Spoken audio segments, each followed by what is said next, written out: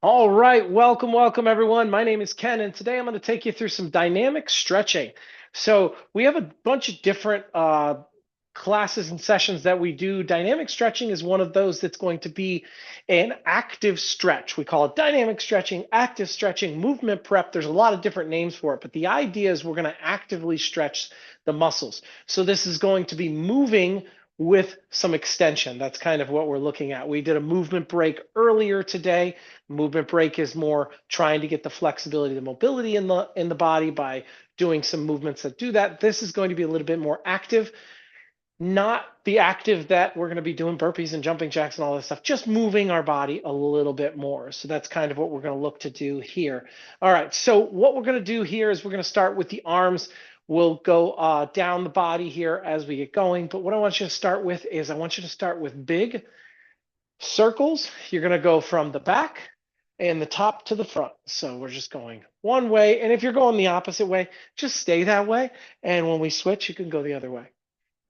Good. So these big circles opening up the shoulder joints.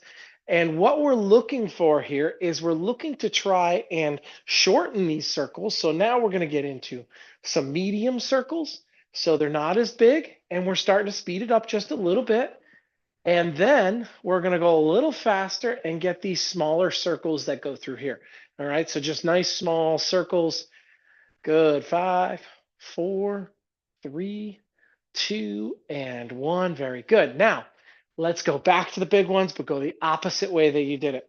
So we're opening up the shoulder joint. We're getting all of those shoulder muscles and rotator cuffs just actively moving. And we've done a few of these big ones. Now, you know that's coming next. Now we're going to go to the medium ones.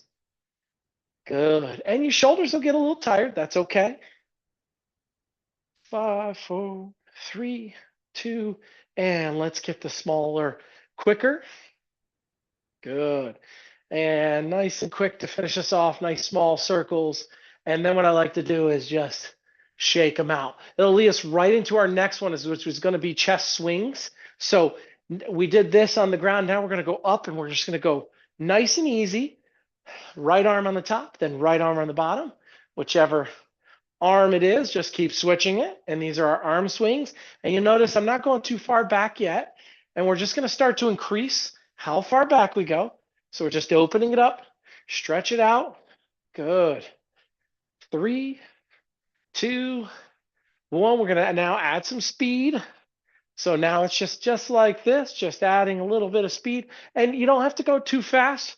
You're just kind of letting the arms do their thing. And I want everybody to just kind of bend over just a little bit and let those arms go, let kind of gravity go. You can see I'm letting the elbows bend. I'm just kind of letting the arms go, letting them kind of work it out.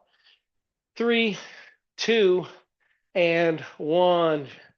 Shake that out right there. Shake that out. All right, so you'll see I have a chair here. I'm using it mainly as balance. We'll have a couple chair things, but for this point, I'm going to use it as balance. We're going to do what's called a bird dip. For this one, I really do like to use balance. So you're going to hold onto a wall, a stable chair, nothing with wheels, or a table or bed or whatever you're close to that was going to be strong enough to not move when you hold on to it. And what we're going to do with the bird dog is we take the right hand and the right leg. They're going to be doing movement, left leg staying still. All I'm going to be doing is reaching and coming back up, just like so. All right, so we're going to do 8 on the right and then switch to 8 on the left. Here we go. 3, 2, 1. Let's go to reach. 1. Good. And try to bring that back leg up as high as you can. 2, 3. Now you may not get all the way down. You may stop here. That's fine. 4, 5. The goal here, 6, is just to try to reach a little bit further every time. 7, and number 8. If we're using that balance, we want that outside leg to be free. So we want the balance. We want to turn around so we can use that balance the other way. Here we go. 1, 2, good, good, good. 3, 4, 5, 6, 7, last one here, and 8. Now, where you should feel those the most is the back of the hamstring on the planted leg. That's the leg that's doing the work. We call them bird dips or inverted hamstrings because we are inverting. Normally, hamstrings are supposed to pick our leg up, but what we're doing is we're actually working against the glute so that we're inverting that hamstring when we do that. Okay, perfect. Now that we've worked the hamstring, let's get the quads involved a little bit more. So what we're going to do next, again, you can hold on to the chair if you need to, or if your balance is good, you can do this without balance. But we're going to have the hands here, and all we're going to do is bring the hands, through the knee through both hands. All right, the hands are, just apart, that thumb, and open that up a little bit, like a hand length in between. And all we're going to do is bring that knee up. We're going to do 10 and 10. We're trying to get our body warmed up here, and we're trying to actively stretch. So the active part is all the way back, all the way through, back, through. All right. Hands are up. 3, 2, 1. Here, and then, like I said, if you need balance, one hand's holding, other hand's coming through. 3, 4, 5, 7, 8, 9, and 10. Again, you're going to feel the planted leg there more than you're feeling the moving leg. And that's because that's the one that is actively stabilizing. This is the one that's actively stretching. So we're doing two things at once here. Here we go. 1, 2, 4, 5, 6, 7, 8, 9, and 10. Now we got to the other quad, felt that good stretch. Excellent, excellent job on these. Next, I want you to take a bit of a semi-squat stance, and when we call that, basically we're looking for that slight bend of the knee, sit the butt back, and then we're going to hold just like this. All right, and it's going to be, let's think of it as a fake ball.